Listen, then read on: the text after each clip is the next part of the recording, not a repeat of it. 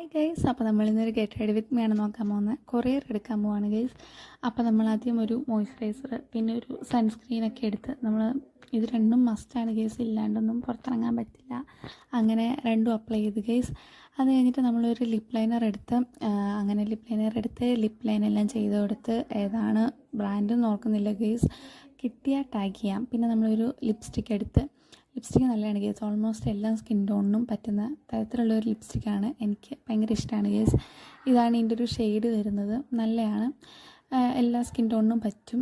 അത് കഴിഞ്ഞിട്ട് നമ്മൾ നെക്സ്റ്റ് അപ്ലൈ ചെയ്യാൻ പോകുന്നത് ഒരു ഐലൈനറാണ്. ഐലൈനറെല്ലാം പോയി അപ്ലൈ ചെയ്തിട്ട് വന്ന് വീഡിയോ എടുക്കുന്നതിനിടയ്ക്ക് ഇപ്പോൾ ചേട്ടൻ വിളിച്ചു, നമ്മൾ പെട്ടെന്ന് പോകണം. നമ്മുടെ കോളേജിൻ്റെ താഴെയാണ് പാഴ്സൽ.